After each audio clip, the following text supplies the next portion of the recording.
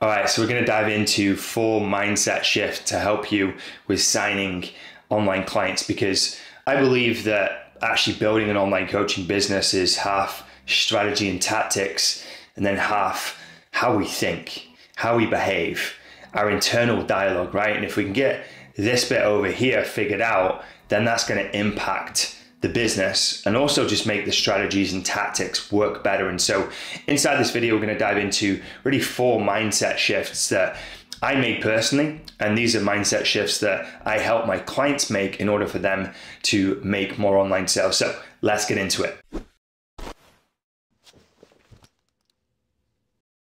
The first thing is you can't really control everything. Just like we can't control the weather, right? We can't control day and night. The weather is going to be the weather, day and night. It's going to get dark, it's going to get light. You can't control those things, right? And there's going to be certain things inside of your business that you can't control, and you want to try and let go of those things that you can't control. For example, if you do a post and you get a very low amount of engagement, sure, you could probably improve the post that you put out there. But honestly speaking, you can't control everyone's reaction, okay? You can't control everyone's reaction. And sometimes you're gonna post something, and although it may somewhat be in your control, maybe that day the algorithm just doesn't show your content to a lot of people.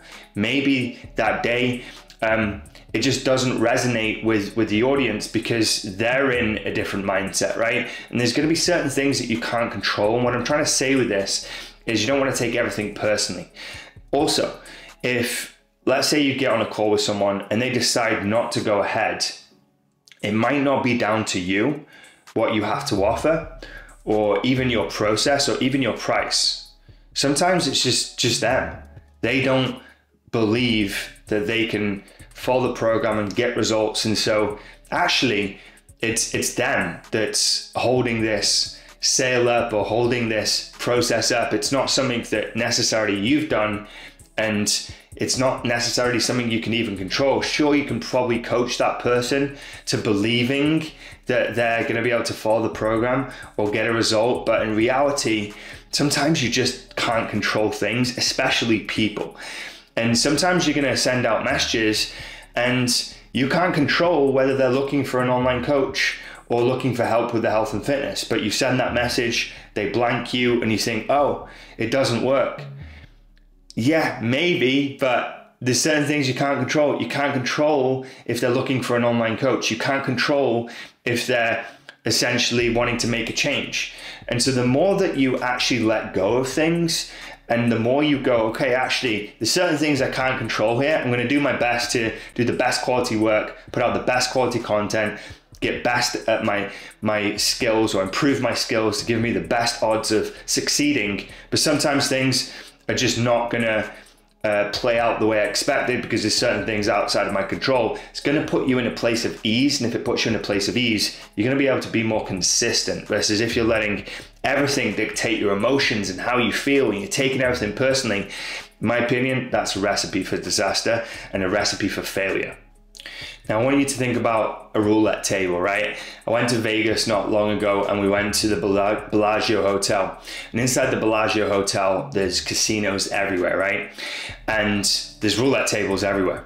And it's hard not to miss them, right? Because every hotel you go into has got casinos, and there's these roulette tables. And if you've not played roulette before, it's basically just like a spinning wheel with loads of numbers on it, red, black numbers. And essentially you can bet, right? And this is the highest form of gambling, the highest risk way of gambling.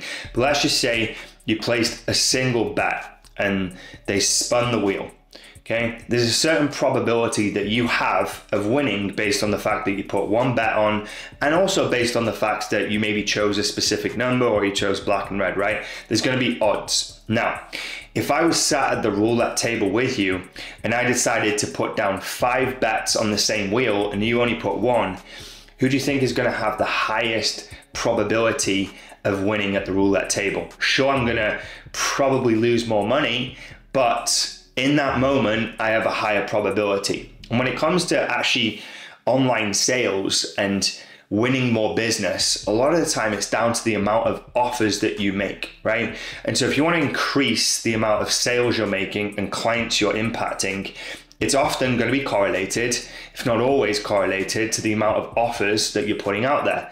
The more offers you make, the higher probability you've got of winning clients and enrolling people into your program. And so often, if you've got a process that's working, right? You've proven that you can enroll clients and get them into your program.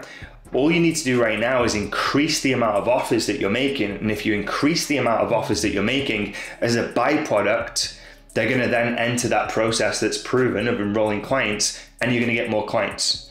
And so sometimes it doesn't have to be more complicated than just placing more bets or essentially making more offers. And if you make more offers, you'll make more sales. All right, so the next one is really looking at your closing rate, okay? What I mean by this is your closing rate is a percentage of people that sign up to you based on an offer that you make, okay? This is something that I track personally inside of my business, right? When I make an offer, I've then got a sheet where I can track how many offers I've made and then how many people signed up. And that then gives me a closing rate or a closing percentage or a closing ratio, whatever you want to call it.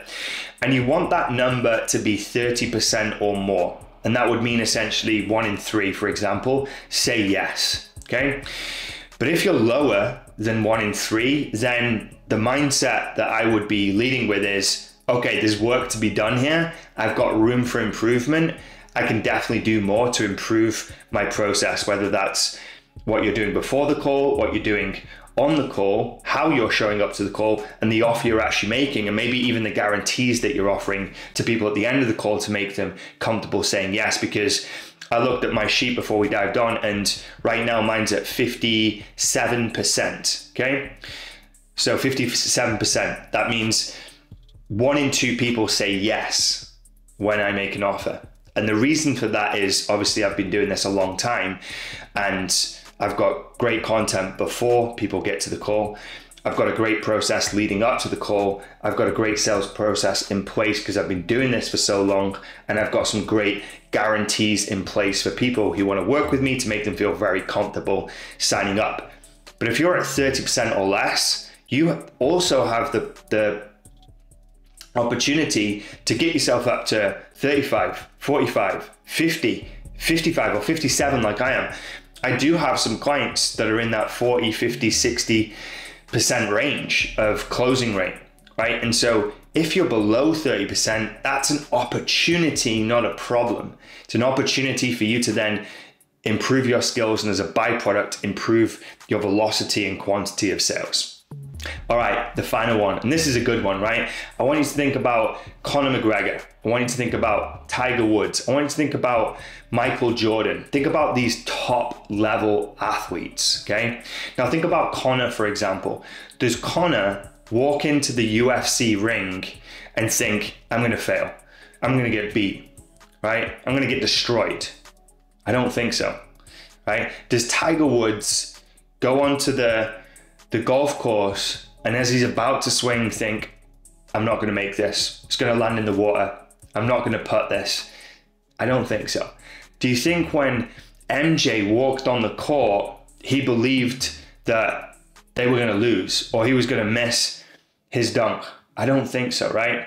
Now, what can we learn from these athletes is they're going into their game thinking like winners. And obviously this comes down to preparation and practice and skill that they've developed over many, many years. And there's something to be learned from that too, right? The more work you put in, the more confident you're going to be, and then the more belief that you've got. But they're all going in thinking like winners, okay? And if you go into a situation like a messenger conversation or a sales conversation with a winning mindset, you believe that someone's going to sign up, you're going to stand a higher probability chance of someone saying yes versus saying no, right? Because if you believe people will buy, they will buy. Not all the time, but you'll stand a higher probability because of your own psychology and the way that you're going to show up. But if you believe people are not going to buy, they won't buy, because you'll do things either energetically or tactically that will sabotage that process or reduce the probability of people saying yes. Okay, it's no different to an athlete walking into a game thinking like a failure. They're going to act differently. They're going to perform differently. They're going to show up differently. And so if you want to increase your sales, try and enter all of those situations when you're setting up sales situations with a winning mindset, with a success mindset, with a yes, this person can afford it, and they're going to say yes. And if you believe that and think that, you're going to stand a high probability of getting clients. Hopefully you found this valuable. If you did, click the like button. Make sure you're subscribed. I've got loads of great content coming. And if you want to check out some more videos, there's tons on this channel. I'll see you soon.